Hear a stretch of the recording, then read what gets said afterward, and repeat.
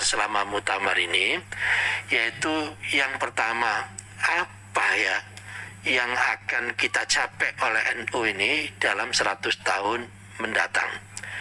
Oleh karena itu ada beberapa aspek yang harus kita pertimbangkan untuk merancang gagasan besar NU itu. Yaitu yang pertama, sama-sama tahu kita sekarang ini Indonesia itu akan memiliki bonus demografi yang luar biasa. Ya, yang puncaknya nanti insya Allah 20-35, hampir 70% populasi usia produktif di Indonesia itu. Dan tentu itu semua sebagian besar adalah anak-anak generasi Nahdien, ya, yang Indonesianis, ya, yang tidak perlu dipertanyakan tentang kecintaan terhadap bangsa dan negaranya. Oleh karena itu ini pun juga kita tidak ingin bangsa ini lalai di dalam mengelola usia produktif yang jumlahnya sangat besar itu, karena kalau lalai justru yang terjadi bukanlah bonus demografi, tetapi yang terjadi adalah bencana demografik, demographic disaster, bukan demographic dividend. Itu yang harus menjadi perhatian khusus dari PBNU ke depan. Yang kedua, tentu sama-sama tahu bahwa sekarang eranya era digital. Ya, era digital. Oleh karena itu di dalam mengelola NU ke depan itu harus memanfaatkan betul perkembangan dari teknologi digital. Karena teknologi digital ini tidak sama dengan teknologi yang lain. Teknologi digital itu dikategorikan sebagai generic purpose of technology, di mana semua bidang-bidang apapun pasti butuh teknologi digital. Berbeda dengan, mohon maaf, teknologi avionik, teknologi pertanian, teknologi kedokteran, tidak semua orang butuh itu. Tapi kalau teknologi digital, semuanya butuh itu. Sehingga dari situlah NU harus mengadopsi, harus memanfaatkan untuk melakukan transformasi digital di dalam pengelolaan organisasinya. Yang ketiga, yang tidak kalah penting, yaitu apa?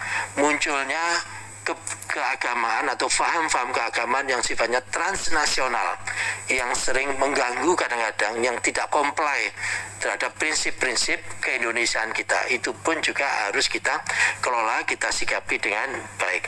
Yang tidak kalah penting juga ada beberapa hal, yaitu sekarang ini alhamdulillah ya, anak-anak NU itu sedang mengalami mobilitas vertikal, baik dari sisi sosial maupun kesejahteraannya maupun intelektualnya. Oleh karena itu apa? Oleh karena itu desain besar NU ke depan itu harus membuat rumah yang bisa menampung segala ragam profesi dengan segala macam jumlah yang sangat luar biasa tadi itu. Itu kira-kira catatan-catatan penting. Dan yang tidak kalah penting yaitu ada isu ke depan adalah mengenai climate change, ya, yang akan mempengaruhi perkembangan NU ke depan. Oleh karena itu ada agenda-agenda besar, paling tidak ada 10 ya geostrategis yang menjadi bahan pertimbangan untuk muktamar yang sekarang ini dalam rangka menyusun roadmap ya NU memasuki abad kedua. Semuanya itu kita dedikasikan untuk memajukan bangsa dan negara yang kita cintai, sekaligus kita ingin berkontribusi terhadap peradaban dunia. Itu sebagai pengantar. Ya Imam, ada yang sampaikan, saya persilakan. Monggo, Mas Imam. Jadi teman-teman, NU ini kan memang ini menjelang 1 abad. Jadi kalau berdasar kalender Masehi, 1 abadnya 1926. Tapi kalau berdasar kalender Hijriah itu tahun depan NU itu 1 abad. Monggo, Mas Imam. Terima kasih, Pak Taufik. Assalamualaikum warahmatullahi wabarakatuh. Pak Profesor, Pak Taufik, dan teman-teman wartawan yang saya hormati. Menambahi saya, ini adalah organization committee, jadi ini lebih pada masalah teknis yang akan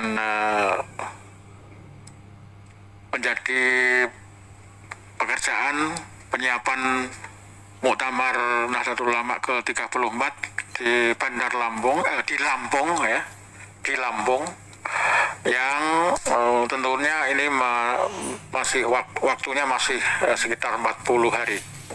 Jadi ini sangat cepat sekali ya, kita mempersiapkan muktamar ini dengan mungkin ini masih harus masuk rekor muri ya, persiapan muktamar dalam waktu hanya waktu 2 bulan. Nah kita sekarang tinggal 40 hari. Nah oleh karena itu beberapa hal yang ingin saya sampaikan untuk memberi informasi, sekedar informasi saja bahwa muktamar ini akan dilaksanakan di Lampung, pertama di kota Bandar Lampung dan di Lampung Tengah. Di Lampung Tengah itu kita basis basis penyelenggaraan muktamar ini adalah di pesantren Darus Saadah, itu di Kabupaten Lampung Tengah. Dan acara-acara lain itu kita sebar di beberapa universitas di Bandar Lampung, antara lain di Universitas Islam Negeri Raden Intan, kemudian Universitas Lampung Unila, ini negeri tapi nggak ngaku negeri. Lalu di universitas namanya Universitas Malahayati, itu semuanya di Bandar Lampung. Nah, empat tempat ini yang nanti akan menjadi tempat perhelatan resmi Muktamar 34 Nahdlatul Ulama. Nah, khusus untuk pesantren ini memang karena kita pengurus besar Nahdlatul Ulama mempunyai visi untuk mengembangkan pesantren, maka pesantren sebagai pilar penting di dalam Nahdlatul Ulama ini harus menjadi ikon muktamar. Nah, sehingga kita nanti acara-acara pembukaan, kemudian sidang-sidang pleno itu akan dilaksanakan di Pondok Pesantren Darus Saadah di Lampung Tengah. Kemudian rapat-rapat komisi dan sehingga membagi-bagi komisi tadi yang saya sebutkan ke 4 venue utama di pesantren maupun di universitas-universitas tadi itu menjadi bagian yang sangat penting untuk menjaga protokol kesehatan. Nah ini yang saya kira kita siapkan sampai saat ini, dan untuk kita ketahui bahwa peserta muktamar itu terdiri dari utusan-utusan dari pengurus wilayah Nahdlatul Ulama sebanyak 34 provinsi, kemudian pengurus cabang itu terdiri dari sekitar 550 cabang ini tingkat kabupaten, dan harus diketahui bahwa pengurus cabang di NU itu tidak selalu paralel dengan kabupaten di pemerintah. Jadi ada satu kabupaten punya 2 cabang, itu di NU ya. Jadi ini banyak yang seperti itu, sehingga lebih dari daerah tingkat 2 yang ada di Indonesia.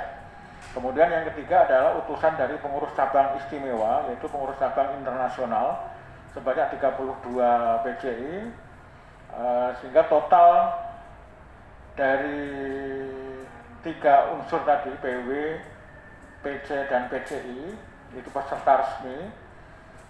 Nanti kita mengundang 3 orang masing-masing dari PW, PC, dan PCI. Jadi ini separuh dari yang selama ini normal acara muktamar. Jadi biasanya itu 7 peserta dari masing-masing tadi itu. Nah sekarang kita hanya membatasi 3 orang dari masing-masing utusan dari PW, PC, dan PCI. Nah ini kira-kira sebagai gambaran bahwa muktamar ini akan mematuhi prokes ya, prosedur kesehatan, dan tentu saja ini sekarang kita juga sedang menunggu jawaban permohonan panitia dari Satgas COVID nasional maupun Satgas COVID tingkat daerah. Nah ini saya kira yang ingin saya sampaikan. Semoga saja nanti muktamar berjalan lancar, tidak ada halangan apapun. Mungkin itu aja Pak Syafiq. Assalamualaikum warahmatullahi wabarakatuh. Waalaikumsalam warahmatullahi wabarakatuh. Ya, demikian teman-teman. Jadi acara akan berlangsung di Lampung Tengah dan Bandar Lampung. Di Lampung Tengah di pesantren Darus Saadah dan di Bandar Lampung di 3 universitas. Dan nanti akan dihadiri kurang lebih ya, kalau undangan resmi ya kita 1.900 sama panitia ya, maksudnya 2.000-an. Karena tadi ya PCI dan kemudian wilayah, dan ada 6 komisi. Jadi di muktamar itu akan ada pembukaan, penutupan, sidang pleno, dan ada komisi-komisi. Nah, komisi-komisi itu yang akan nanti juga akan berlangsungnya hybrid juga ya. Nah, antara peserta yang memang hadir di sana, di mana yang hadir wajib memenuhi aturan COVID atau prokes, dan kemudian ada peserta-peserta yang mengikuti lewat online, karena biasanya Baksul Masail itu biasanya melibatkan banyak orang, diskusi sekian jam dan seterusnya. Saya kira demikian. Mungkin kalau ada teman-teman, saya persilakan untuk bertanya terkait hal yang ingin diketahui untuk nanti ditulis, untuk diinformasikan kepada publik. Monggo, silakan. Mungkin bisa lewat fitur chatnya untuk raise hand, nanti dibagi admin untuk dipersilakan satu-satu. Karena saya nggak bisa melihat dari jarak segini.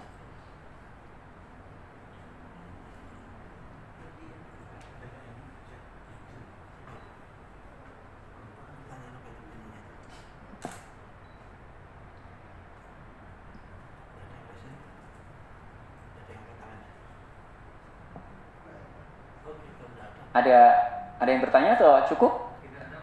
Oke, saya kira terkait kalau tidak ada, ya saya kira ini kebetulan karena juga maghrib juga. Jadi buat teman-teman nanti bisa terkait ya materi tadi Pak Prof Nuh udah menjelaskan cukup banyak. Saya kira nanti bisa itu bisa menjadi informasi yang penting dan terkait hal-hal teknis Mas Imam, dan informasi-informasi berikut tetap bisa diikuti, bisa dicek di kanal YouTube TV NU dan juga di kanal NU online di nu.org.id/muktamar. Jadi teman-teman bisa mereproduksi berita atau mencari informasi terkait muktamar NU itu ada di situ, dan jika ada yang memang mungkin dibutuhkan untuk wawancara, untuk apa, nanti bisa menghubungi teman-teman ada di panitia, dan nanti kami teruskan ke baik Pak Nuh atau Mas Kiai Imam Aziz. Saya kira demikian konferensi pers sore ini. Sekali lagi saya ucapkan terima kasih pada teman-teman. Kita memang untuk peserta ini ya. Peserta atau apa? Peserta. Oh, peserta. Iya. Untuk pendaftaran peserta kita menggunakan sistem online, di mana para peserta nanti disediakan link khusus untuk pendaftaran, termasuk juga pendaftaran berbasis NIK ya, yang nanti sekaligus terkoneksi dengan aplikasi Peduli Lindungi. Nah, sehingga kita nanti akan mengetahui rekod dari masing-masing peserta itu dalam sisi rekod kesehatannya. Nah, itu saya kira penting memang, dan kita sudah siapkan untuk link aplikasi yang nanti sekaligus juga terkoneksi dengan aplikasi Peduli Lindungi yang dari Kementerian Kesehatan. Ya. Sama media juga begitu. Media juga melalui online juga, melalui online. Ya. Websitenya. Ya. Yang untuk media nanti bisa diupdate ya di nu.org.id/muktamar. Nanti ketika udah keluar terus registrasinya di mana, syarat-syaratnya itu akan ada di sana. Memang kita akan seperti Munas kemarin ya, mungkin akan lebih ketat. Kemarin Munas malah nggak mengundang wartawan sama sekali, tapi ini di muktamar kita akan tetap mengundang teman-teman jurnalis untuk liputan, tetapi dengan aturan yang sesuai dengan prokes COVID-19. Oke, saya kira